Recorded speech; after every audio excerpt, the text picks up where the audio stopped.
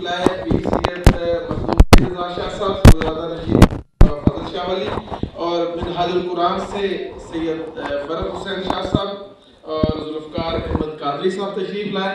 میں ان تمام احباب کا شکر گزار ہوں، اور وقت بالکل نہیں ہے، اور ہمارے بزرگ عالم دین فیصل آباد سے خصوصی طور پہ تشریف لائے مولانا مفتی محمد اسحاق صاحب، اور اب ہم گزارش کریں گے کہ وہ تشریف لائیں اور موضوع کے حوالے سے اپنے خیالات کا اظہار۔ میں نے پوچھا مفتی صاحب سے کہ وہاں اسٹیج پہ ٹیبل پہ رکھ دیا جائے یا ڈائس پہ آئیں گے، تو انہوں نے کہا نہیں، میں ادھر کھڑے ہو کے آؤں۔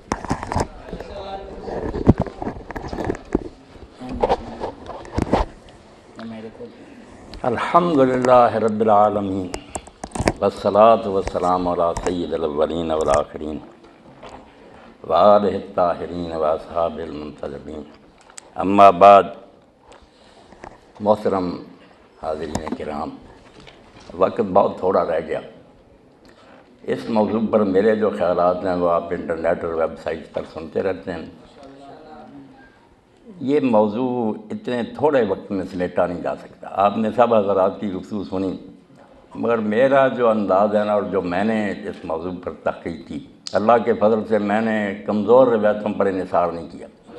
جیسے کہہ رہے تھے علامہ صاحب کہ تاریخ میں ایسا آتا، تاریخ بھی ہم سب جانتے ہیں کہ بنو عباس کے زمانے میں مرتب ہوئی، وہ بھی بنو امیہ کے دشمن تھے، ہر حکمران پھر پہلوں کے خلاف لکھوا دیتا۔ نہیں، میں نے کتاب اللہ اور صحیح احادیث، کمزور حدیثوں کو بھی نہیں لیا، حدیث کا دفتر کھنگالا کہ اتنا جان گداز واقعہ رسول کریم علیہ الصلوۃ والسلام کے قبر شریف میں جانے کے 50 سال بعد ہی پیش آ گیا کہ جو دوش رسول پر سوار ہوتا تھا، جس کے لیے اللہ کے رسول سجدہ لمبا کر دیتے تھے، اس کو اس بے دردی سے مسلمان کہلانے والوں نے ذبح کر دیا۔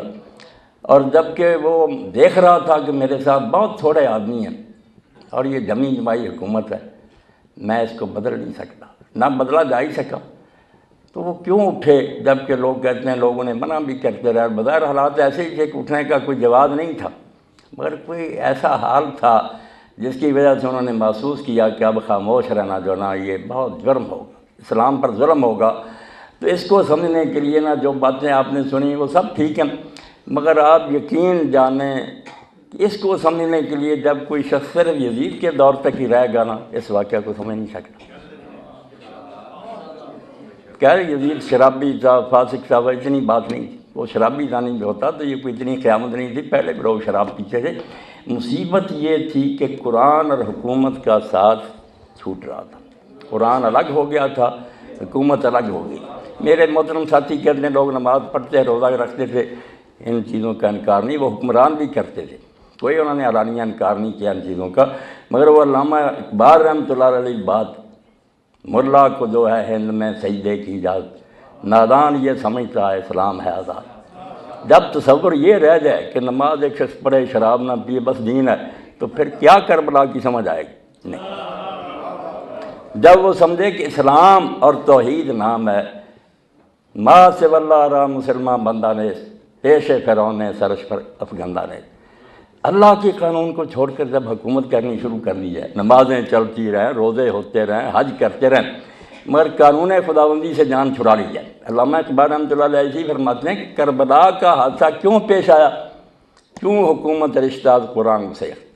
جب حکومت نے قرآن سے تعلق توڑ لیا، قرآن کو الماری میں بند کر لیا کہ جس کا جو حکم چاہیں گے ہم مانیں گے، وہ نہیں بند کریں گے، مگر جو اقتدار سے ٹکرائے گا وہ الماری میں بند رہے گا، وہ کوئی بندہ ہمیں اس پر مجبور نہیں کر سکتا۔ حکومت قرآن سے آزاد ہو گئی، حریت را زہر اندر کام رہے، اور جو بیچارہ امام حسین رضی اللہ سے پہلے بھی اٹھا اس کے گلے میں زہر کا ٹپکا دیا گیا، قطرہ شہید کر دیا گیا۔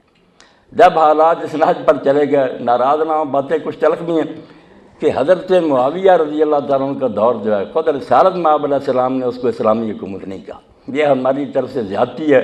وہ ٹھیک ہے رسول اللہ پر ایمان لائے، آخر دور میں آپ کے ساتھی ہیں، رشتہ داری بھی ہے، سب ہے، مگر جو ہے نا ان کی وجہ سے حقائق نہیں تبدیل ہو سکتے۔ اللہ کے رسول علیہ السلام نے صاف فرمایا کہ میرے بعد جو ہے نا صحیح طرز کی حکومت وہ 30 سال ہے، ثم یکون ملک نذود، پھر ظالم بادشاہ تھے، ٹائرنٹ کنگڈم کہا اس کو۔ اب ہم صفائی دیں کہ نہیں حضرت معاویہ کی حکومت ٹھیک تھی، یہ رسول اللہ سے ٹکر ہے۔ آپ کہہ رہے ہیں کہ وہ ظالم حکومت ہوگی، بادشاہ کا دور ہوگا، اور اس میں جو تبدیلی آئی اس کو سمجھیں، اور یزید کے بعد جس پٹڑی پر امت چل پڑی، رکانی سلسلہ بدتر سے بدتر آئے، مگر امام حسین رضی اللہ عنہ اس وقت ایک یہ اختلافی نوٹ لکھ لیا اور اپنے خون سے لکھا کہ مسلمان جو کر رہے ہیں یہ اسلام نہیں ہے، یہ امر المسلمین ہے، کرتے رہیں، میں اس کو تبدیل نہیں کر سکتا۔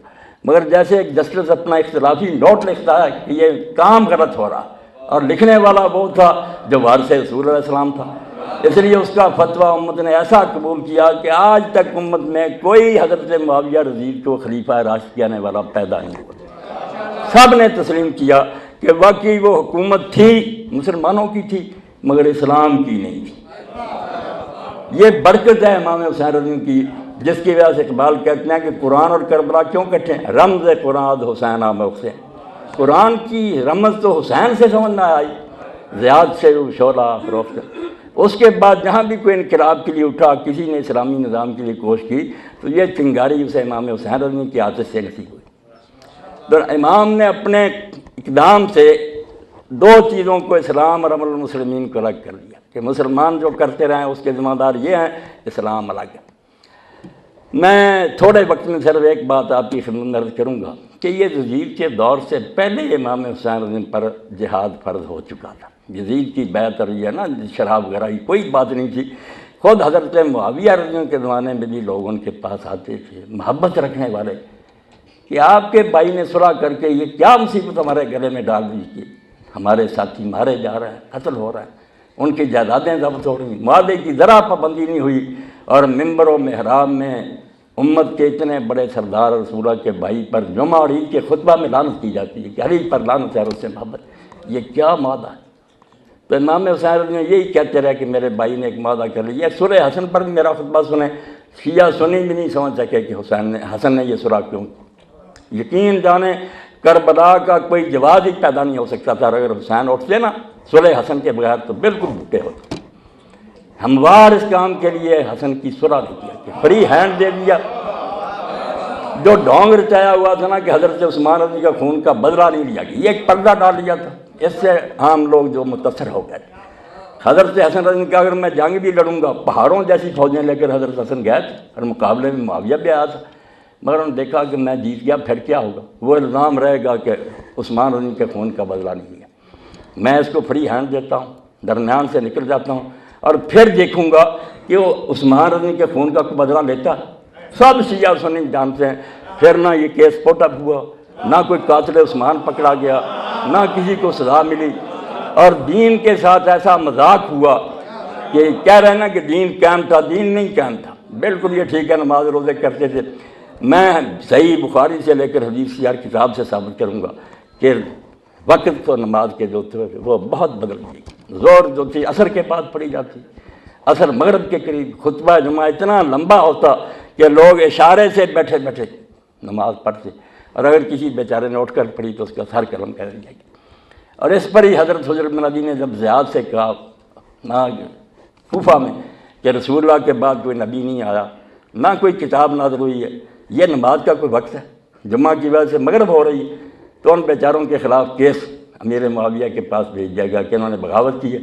وہ بیچارے کہتے رہے کہ ہم حضرت حسن کی صلح پر قائم ہیں، مگر نہیں، ان کے سامنے قبریں کھودی گئی، کفن بچھائے گئے، اور حضرت حجر جیسے صحابی، حضرت حسین سے پہلے کی بات، راہب و صحابہ محمد کفن بچے ہوئے ہیں، قبریں کھودی گئی ہیں، کہا بچنے کی صرف ایک صورت ہے کہ تم علیہ السلام پر لعنت کرتے۔ انہوں نے کہا توبہ توبہ، عمر گزری ان سے محبت کرتے، میں جان بچانے کے لیے لعنت کر، اور اپنے لوگوں سے کہا، ابن حجر رحمۃ اللہ علیہ صحابہ میں لکھتے ہیں، ہاں سب محدثین نے لکھا جو صحابہ پر کتابیں، کہ میرے کفن آلود کپڑے نہ، یہ خون آلود کپڑے نہ اتارنا، نہ بھیڑیاں اتارنا، مجھے اسی طرح دفن کر دینا، میں پل صراط پر معاویہ سے اسی طرح ملاقات کروں گا، وہاں میری اس کی ملاقات ہوگی۔ اسی لیے جب لوگوں نے پوچھا کہ متى ذل الناس، لوگ کب ذلیل ہوئے، کہا ہینا مات الحسن، پہلی ذلت تو مسلمانوں کو اس نے نصیب ہوئی جب حکومت چھوڑنے کے باوجود حضرت حسن علیہ السلام کو زہر سے شہید کیا گیا، اور اس پر خوشی منائی گئی۔ یہ حضرات بیٹھے ہیں، میں حدیث کا حوالہ دوں گا، مسند احمد اور ابو داؤد شریف نکال لیں، وہاں دربار میں حضرت معاویہ کے نقدام میں نمازی کربر کو ساتھی گئے تھے، حکومت جس کے پاس، تو حضرت مقدام سے کہا انہوں نے معاویہ نے کہ تجھے پتہ حسن ابن علی فوت ہو گیا؟ تو انہوں نے انا للہ و انا الیہ راجعون کہا، جو دین کہتا عام آدمی کی موت پر کرو۔ تو امیر معاویہ نے کہا تو دعا مصیبت ہے کہ حسن کا مرنا کوئی افسوسناک بات ہے۔ اور درباری بولا جمرات نطفہ اللہ، وہ تو ایک آگ کا انگارہ تھا جو خدا نے بجھا دیا۔ اس وقت حضرت مقدام نے کہا حسن کے مرنے کو میں مصیبت نہ سمجھ، رسول اللہ کی گود میں ہوتا تھا، حضور فرماتے تھے میں اس سے محبت رکھتا ہوں، اللہ تو بھی اس سے محبت رکھ، تم کہتے ہو اس کا مرنا کوئی افسوسناک ہی۔ تو اس پر کہا ابو اسحاق سبیعی نے کہ ایک ذلت تو مسلمانوں کو اس دن نصیب ہوئی کہ نواسہ رسول زہر سے شہید کیا گیا، اور اس کے مرنے پر یہ کہا گیا کہ اس کا مرنا کوئی افسوسناک بات ہے، وہ تو آگ کا انگارہ تھا جو بتا دیا گیا۔ کسی کو اس میں شک شبہ نہ، میں تاریخ کا حوالہ نہیں دوں گا، یہ ابن اسیر وغیرہ سب ناقل ہیں حدیث کی کتاب میں، اور کہوں گا کہ ان کو پرکھ کر دیکھ لو، اگر ضعیف ہے روایت میرے منہ پر مارو، کچھ خدا کا خوف کرو۔ حضرت معاویہ کا دور جو تھا، حضرت حسن شہید ہوئے، بعد میں بدھ یا زیاد، جس کے بارے میں علماء نے کہا کہ علانیہ جو شریعت کا حکم توڑا گیا نا، جیسے آئین کی خلاف ورزی ہوتی ہے، باقی بہانوں سے بات ہوتی تھی، علانیہ حضور نے فرمایا تھا کہ الولد للفراش وللحائر آہر الحجر، کہ زنا سے کوئی بیٹا پیدا ہو تو وہ حلالی بچہ نہیں ہوتا۔ زیاد کو گواہیاں لے کر کہ میرے باپ ابو سفیان نے زیاد کی ماں سے زنا کیا تھا، یہ اس سے پیدا ہوا تھا، میرا بھائی ہے، وہ زیاد بن عبید کہلاتا تھا، اس کو زیاد بن ابو سفیان بنا لیا، اور اس نے اور اس کی اولاد نے جو خدمت پھر ان کی کربلا بھی عبید اللہ ابن زیاد، اور بعد میں زیاد کو حرامی کو بھائی بنایا، اور اس پر صحابہ کرام نے صحیح مسلم و بخاری دیکھیں، صحابہ سے پوچھا ابو بکر رضی اللہ عنہ سے، صاحب میں نبی بکر، تم نے رسول اللہ سے سنا نہیں کہ جو باپ بدلے اللہ نے اس پر جنت حرام کر دی، یہ کیا ہو رہا؟ انہوں نے کہا یار کیا کریں، بے بس یہ یزید کا دور نہیں، یہ حضرت معاویہ کا دور ہے، زیاد کو بھائی بنایا گیا۔ اور تیسری بات یہ کہی گئی وہ قتل حجر بن ابی، حضرت حجر بن ابی جن کا بھی واقعہ سنایا کہ بیچاروں کو علی پر لعنت نہ کرنے کے باعث اور نماز دیر سے پڑھنے کے باعث قتل کیا گیا۔ 3 واقعات بنائے کہ مسلمان تو اس دن ہی دلیل ہو گئے کہ کوئی بس میں نہ رہا، حکومت کا جبر اتنا بڑھ گیا کہ علانیہ دین کے خلاف ہو رہا، کر کچھ نہیں سکے، اور ان لوگوں نے ایسی حدیثیں پھیلانی شروع کر دیں۔ امام ابن حجر کی فتح الباری دیکھیں، یہ حسین خون نہ دیتا علیہ السلام تو یقین جانے یہ دین بن جاتا۔ خلیفہ بنا ولید ابن عبد الملک، علماء آ گئے، انہوں نے حدیث سنائی کہ اللہ کے رسول علیہ السلام نے فرمایا توبہ توبہ ان اللہ اذا استرا عبدا الخلافہ، کہ جب اللہ اپنے بندوں میں سے کسی کو خلافت دے دیتا ہے نا، کتب له الحسنات، اس کی نیکیاں لکھتا ہے، ولم یکتب له السیئات، گناہ نہیں اس کے لکھے جاتے، اسے اجازت ہے جو چاہے کرے، صرف نیکیاں لکھی جاتی ہیں، گناہ اس پٹی پر امت چل پڑی۔ یہ حدیثیں اس وقت امام زہری رحمۃ اللہ علیہ گئے تو ولید نے پوچھا یہ حدیث سنا رہے ہیں علماء ٹھیک ہے؟ انہوں نے کہا بالکل ٹھیک ہے، قرآن کہتا ہے سورہ صاد میں یا داؤد انا جعلناک خلیفۃ فی الارض، آپ بڑے ہیں یا داؤد علیہ السلام بڑے تھے؟ ولید سے پوچھا، اس نے کہا وہ تو نبی، اس نے کہا اللہ نے کہا داؤد ہم نے تجھے حکومت دی ہے، فاحکم بین الناس بالحق، لوگوں کے درمیان حق کے ساتھ فیصلے کرنا، ولا تتبع الہویٰ، اپنی مرضی کی باتیں نہ کرنا، فیضلک عن سبیل اللہ، اپنی خواہش نفس تجھے گمراہ کر دے گی۔ نبی کو کہہ رہا تم کون ہو کہ تمہارے گناہ نہیں لکھے گا؟ تو اس نے کہا ان لوگوں پر لعنت ہو، یہ ہمیں گمراہ کرنی کوئی۔ اس وقت ایسا دین گڑنا شروع کر دیا، مگر وہ اسی لیے باطل قرار پا گیا کہ اگر یہ بات ہے نا کہ خلیفے جو ہیں ان کو استثناء حاصل ہے تو حسین نے خون کیوں پھر دیا، واسطہ رسول نے جان کیوں دی؟ یہ جھوٹ بولتے ہیں۔ اور اسی طرح لوگوں نے یہ بھی بات کہی، امام ابن حجر ہی لکھتے ہیں، ایک بنی امیہ کے حاکم نے کہا قرآن نے تمہیں ہماری اطاعت کا حکم نہیں دیا، ہم جو چاہے کریں اولی الامر منکم، قرآن کہتا۔ انہوں نے کہا نہیں، اس سے آگے ہی تمہارا یہ اختیار جو ہے نا یہ چھین لیا گیا۔ فَإِن تَنَازَعْتُمْ فِي شَيْءٍ فَرُدُّوهُ إِلَى اللَّهِ وَالرَّسُولِ، کہ اگر حکومت کا اور لوگوں کا جھگڑا ہو جائے تو فیصلہ اللہ رسول نے کرنا ہے، وہاں تک ہی تمہاری اطاعت ہے جب تم اللہ رسول کے تابع رہو، ورنہ نہیں۔ یہ میں مثالیں دے رہا ہوں کہ حضرت معاویہ کا دور اور بعد میں آنے والا دور بھی، اس کو پڑھیں حدیثوں کی روشنی میں، بالکل ہمارے پاس ایک نیا اسلام ہوتا، اور ہی حدیثیں ہوتی، اور ہی دین ہوتا۔ یہ حسین علیہ السلام کی بات ہے کہ کہتے ہیں علامہ اقبال، جب حکومت نے قرآن سے رشتہ توڑا اور آزادی کے گلے میں زہر کے قطرے ٹپا دیے کہ بولنے نہیں دینا، جو بولے گا سر اڑا دیا جائے گا۔ یہی ولید بن عبد الملک جب حکومت پر آیا، جمعہ اس نے بہت لمبا کر دیا۔ ایک تابعی جس کا امام ابن حجر نے علیہ صحابہ میں ذکر، اس نے بیچارے نے کہا کوئی نیا دین تو حضور کے بعد نازل نہیں ہوا، یہ نماز کا کوئی وقت ہے؟ اس کا جواب زبان سے بھی نہیں دیا۔ سپاہی اٹھے، محل کے اندر لے کر اس کا سر قلم کر کے مسجد میں پھینک دیا کہ بولو جس نے بولنا۔ اس لیے کربلا سمجھنا نا میرے بھائی، جو حسین کو سمجھنا کہ قرآن کو کس طرح اس نے ساتھ دیا۔ یہ کہتے ہیں دین کا کوئی نہیں بگڑا، دین بگڑ رہا تھا، نماز روزہ نہیں بگڑ رہا تھا۔ وہ اب بھی بدمعاش حکمران کہتے ہیں ہم کعبے میں اتنی مرتبہ داخل ہوئے ہیں۔ یہ ظاہر کی باتیں، جو صحیح اسلامی حکومت تھی نا، قرآن کہ اللہ کا قانون نافذ کرو، شریعت کے مطابق حکومت چلاؤ، نمازوں کے اوقات تبدیل۔ اور اسی کے زمانہ میں حضرت معاویہ کے افسوس سے کہتا ہوں کہ اللہ کے رسول نے یوں ہی نہیں کہا کہ وہ ظالم حکومت ہوگی۔ زکوٰۃ کا لوگ پوچھتے جا کر حضرت ابو ہریرہ سے، سعد بن ابی وقاص سے، اسی کے دور میں فوت ہوئے کہ حکمران کو دیکھ رہے ہو کہ زکوٰۃ کے ساتھ کیا کر رہا، اپنے ساتھیوں پر صرف کر رہا، اپنے کپڑوں اور خوشبوؤں پر لگا رہے ہیں۔ تو حضرت ابن عمر اور ابو ہریرہ وغیرہ نے کہا اس سے وہ شراب بھی پی رہے نا اور خنزیروں کا گوشت کھا لیں، تم دیتے رہو، تم بڑی ہو جاؤ گے، یہ اللہ کے حضور بھگتے رہے۔ یہ باب ہیں حدیث میں چیپٹر کے کہ ائمہ جور جب ظالم حاکم بھی آ جائیں گے تو بیت المال کو کا حق دے دینا، تم بڑی ہو جاؤ گے، وہ غلط استعمال کریں گے، بھگتے رہیں گے۔ حج کے بارے میں کہہ رہے تھے میرے ساتھی کہ حج چلتا نہیں۔ ہم دیکھتے ہیں کہ حضرت معاویہ کے دور میں ترمذی شریف دیکھیں، سب کتابیں، جس نے سب سے پہلے حج تمتع کو روکا اور اس پر مارنا شروع، قرآن کی ناسی، اور بڑی مشکل سے حضور نے اس کو رائج کیا۔ عرب لوگ حج کے زمانہ میں عمرہ کرنے کو افضل الفجور جانتے تھے کہ یہ بہت بڑا گناہ ہے کہ یہ اللہ کے گھر سے کوئی محبت ہے کہ ایک ہی مرتبہ آدمی حج کرائے اور عمرہ کرائے، عمرہ الگ سفر سے کرنا چاہیے، حج۔ حضور نے حکم دے کر کہا کہ ساری امت اس طرح بار بار نہیں کر سکتی، جو 48 میل کے اندر رہتے ہیں نا، حرم کے قریب، وہ ٹھیک ہے افراد ہی کریں، مگر جو دور رہتے ہیں تمتع کریں۔ اور صحابہ میں سے کہا کہتے یا رسول اللہ یہ کوئی حج ہے کہ ہم درمیان میں، آپ نے فرمایا نافرمان ہیں، اور وہ بڑی مشکل سے اس کو رائج کیا۔ سب سے پہلے جس نے روکا کہ یہ تمتع نہیں ہوگا اور اس پر لوگوں کو مارنا شروع کیا، کفر کا رواج بحال کیا۔ حدیث کی کتابوں میں دیکھیں آپ کیوں یزید تک رہتے ہیں کہ یزید فاسق فاجر، وہ ولی بھی ہوتا تو جس پٹری پر امت چل پڑی تھی نا کہ حکمران جو ہے یہ بڑی ہوتا ہے، اس کی ذات ہر حال میں لازم ہے۔ محدثین لکھتے ہیں حجاج بن یوسف جس کو حضور نے امیر کا، وہ بھی یہی کہتا تھا کہ حکمران حکم دے اس میں نیک و بد کا کوئی امتیاز نہیں، بس حکمران کا حکم ہے، وہ خدا کا حکم ہے۔ ایک نیا دین بن رہا تھا جس پر امام حسین رضی اللہ عنہ نے پھر سارے حالات دیکھتے ہوئے مدعا سلطنت بودے، کہتے ہیں لوگ کہتے ہیں کہ صرف سیاسی جھگڑا تھا، وہ کتنے حسین پاگل تھے، بوڑھے تو ہو چکے تھے، انہی سے رنگی۔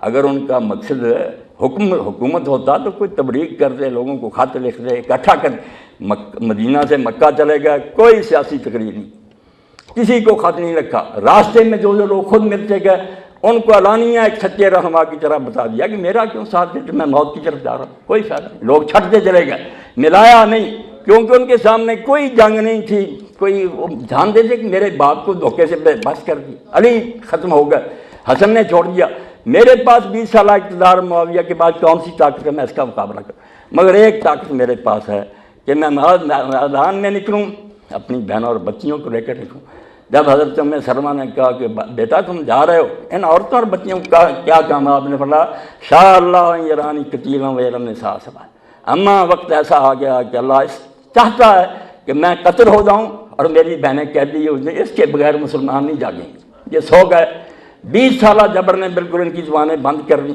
جب میں جان دوں گا تو میں کوئی عام آدمی تو نہیں کہ بس مٹی میں مل گیا لوگ بلا دیں۔ اسی وقت آپ دیکھتے ہیں کوفہ جاگا، وہاں توابون اٹھے، مختار اٹھا، ابن زبیر اٹھے، ہر جگہ بغاوت ہوئی۔ یہ حضرت حسین علی کا خون کا صدقہ تھا، امت کو انہوں نے جگا دیا۔ تو یہ واقعہ جو ہے اس کے لیے یہ تھوڑا وقت نہیں درکار، زیادہ تو میرے خطبے ہی لیں، جب تک پوری تفصیل سے حدیثوں کی روشنی میں آپ نہیں نہ سمجھیں گے کہ خلافت جانے کے بعد ملوکیت نے اسلام کے ساتھ کیا مذاق کیا اور بعد میں آنے والوں نے دین کے ساتھ کیا ٹھٹا کیا۔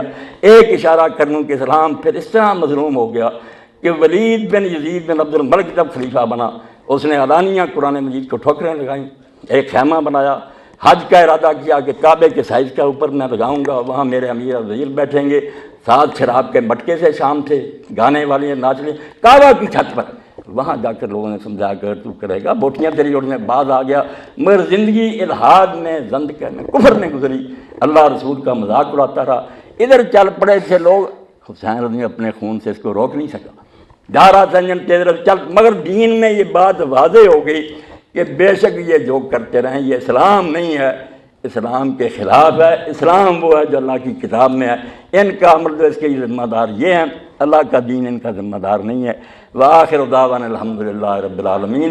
اگر پھر موقع کبھی ملا یا آپ فیصلہ باز آئیں سن لیں، جس کو حوالہ درکار ہو حدیث کی کتابوں سے مجھ سے لے۔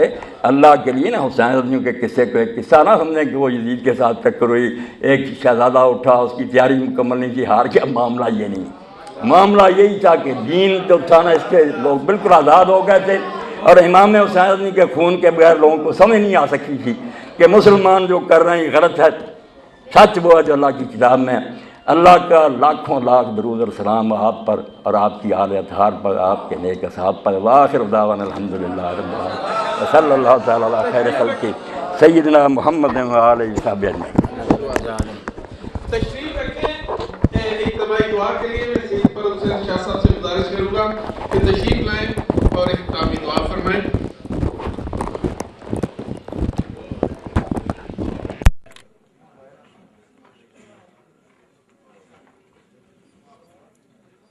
اللهم صل على سيدنا ومولانا محمد وعلى آله وأهل بيته وصحبه وبارك وسلم۔ ربنا آتنا في الدنيا حسنة وفي الآخرة حسنة وقنا عذاب النار وادخلنا الجنة مع الأبرار يا عزيز يا غفار يا رب العالمين۔ یا اللہ یا رحمان یا رحیم یا حی یا قیوم، اے مولا کریم اپنے حبیب کا صدقہ جمیع امت مسلمہ کے حال پہ رحم و کرم فرما، ہماری ہر طرح کی بلیات کو، تکلیفات کو، مشکلات کو دور فرما، ہم سب کو اپنا رحم و کرم عطا فرما، اپنے حبیب علیہ الصلاۃ والسلام کی محبت، مودت اور غلامی کی نعمت عطا فرما۔ یا الہی اہل بیت اطہار کی عظمت سیرت کو سمجھنے کی نعمت عطا فرما، اور ان نفوس قدسیہ کے ساتھ محبت، مودت اور غلامی کی نعمت عطا فرما۔ آج کے اس سیمینار میں جو گفتگو کی گئی ہے، اس کے مطابق مولا کریم کربلا اور قرآن کے تعلق کو ہمیشہ ہمیشہ کے لیے اپنے ایمان اور عقیدے میں ہمیں شامل کرنے کی نعمت عطا فرما۔ اس ذکر کے توسل سے میرے مولا کریم وطن عزیز پاکستان کی خیر فرما، امت مسلمہ کی خیر فرما، ہماری ان دعاؤں کو، التجاؤں کو اپنی بارگاہ میں قبول فرما۔ ربنا لا تزغ قلوبنا بعد إذ هديتنا وهب لنا من لدنك رحمة إنك أنت الوهاب۔ ربنا تقبل منا إنك أنت السميع العليم وتب علينا إنك أنت التواب الرحيم، وصلى الله تعالى على خير خلقه سيدنا ومولانا محمد وعلى آله وصحبه أجمعين۔ تاریخ میں ایسا آتا، تاریخ بھی ہم سب جانتے ہیں کہ بنو عباس کے زمانے میں مرتب ہوئی، وہ بھی بنو امیہ کے دشمن تھے، ہر حکمران پھر پہلوں کے خلاف لکھوا دیتا۔ نہیں، میں نے کتاب اللہ اور صحیح احادیث، کمزور حدیثوں کو بھی نہیں لیا، حدیث کا دفتر کھنگالا کہ اتنا جہاں گزار واقعہ رسول کریم علیہ الصلوۃ والسلام کے قبر شریف میں جانے کے 50 سال بعد ہی پیش آ گیا کہ جو دوش رسول پر سوار ہوتا تھا، جس کے لیے اللہ کے رسول سجدہ لمبا کر دیتے تھے، اس کو اس بے دردی سے مسلمان کہلانے والوں نے ذبح کر دیا۔ اور جب کہ وہ دیکھ رہا تھا کہ میرے ساتھ بہت تھوڑے آدمی ہیں اور یہ جمی جمائی حکومت ہے، میں اس کو بدل نہیں سکتا، نہ بدلا جا ہی سکا، تو وہ کیوں اٹھے؟ جب کہ لوگ کہتے ہیں لوگوں نے منع بھی کرتے رہے، بظاہر حالات ایسے ہی تھے کہ اٹھنے کا کوئی جواز نہیں تھا، مگر کوئی ایسا حال تھا جس کی وجہ سے انہوں نے محسوس کیا کہ اب خاموش رہنا جو نا یہ بہت جرم ہوگا، اسلام پر ظلم ہوگا۔ تو اس کو سمجھنے کے لیے نا جو باتیں آپ نے سنی وہ سب ٹھیک ہیں، مگر آپ یقین جانیں کہ اس کو سمجھنے کے لیے جب کوئی شخص صرف یزید کے دور تک ہی رہ گا نا، اس واقعہ کو سمجھ نہیں سکتا۔ کہہ رہے یزید شرابی تھا، فاسق تھا، اتنی بات نہیں تھی، وہ شرابی زانی بھی ہوتا تو یہ کوئی اتنی قیامت نہیں تھی، پہلے بھی لوگ شراب پیتے تھے۔ مصیبت یہ تھی کہ قرآن اور حکومت کا ساتھ چھوٹ رہا تھا، قرآن الگ ہو گیا تھا، حکومت الگ ہو گئی۔ میرے محترم ساتھی کہتے ہیں لوگ نماز پڑھتے، روزہ رکھتے تھے، ان چیزوں کا انکار نہیں۔ وہ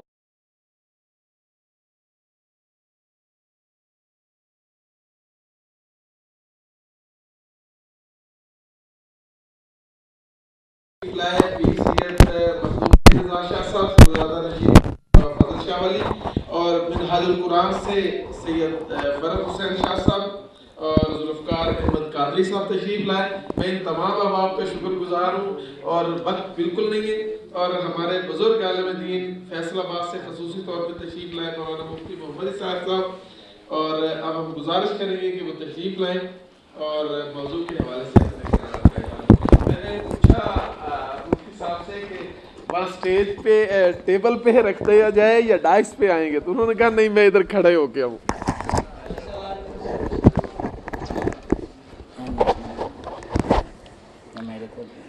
الحمدللہ رب العالمین والصلاة والسلام علی سید الاولین والآخرین وآلہ الطاہرین واصحاب المنتجبین، اما بعد۔ محترم حاضرین کرام، وقت بہت تھوڑا رہ گیا۔ اس موضوع پر میرے جو خیالات ہیں وہ آپ انٹرنیٹ اور ویب سائٹ پر سنتے رہتے ہیں۔ یہ موضوع اتنے تھوڑے وقت میں سمیٹا نہیں جا سکتا۔ آپ نے سب حضرات کی گفتگو سنی، مگر میرا جو انداز ہے نا اور جو میں نے اس موضوع پر تحقیق کی، اللہ کے فضل سے میں نے کمزور روایتوں پر انحصار نہیں کیا۔ جیسے کہہ رہے تھے علامہ صاحب کہ حکمران بھی کرتے تھے، کوئی انہوں نے اعلانیہ انکار نہیں کیا ان چیزوں کا، مگر وہ علامہ اقبال رحمۃ اللہ علیہ بات، ملا کو جو ہے ہند میں سجدے کی اجازت، نادان یہ سمجھتا ہے اسلام ہے آزاد۔ جب تصور یہ رہ جائے کہ نماز ایک شخص پڑھے شراب نہ پیے بس دین ہے، تو پھر کیا کربلا کی سمجھ آئے گی؟ نہیں۔ جب وہ سمجھے کہ اسلام اور توحید نام ہے، ماں سے واللہ را مسلمان بندہ نے پیش فرعون نے سرش پر افغندہ نے، اللہ کے قانون کو چھوڑ کر جب حکومت کرنی شروع کر دی ہے، نمازیں چلتی رہیں، روزے ہوتے رہیں، حج کرتے رہیں، مگر قانون خداوندی سے جان چھڑا لی جائے۔ علامہ اقبال رحمۃ اللہ علیہ فرماتے ہیں کہ کربلا کا حادثہ کیوں پیش آیا؟ کیوں حکومت رشتہ قرآن سے؟ جب حکومت نے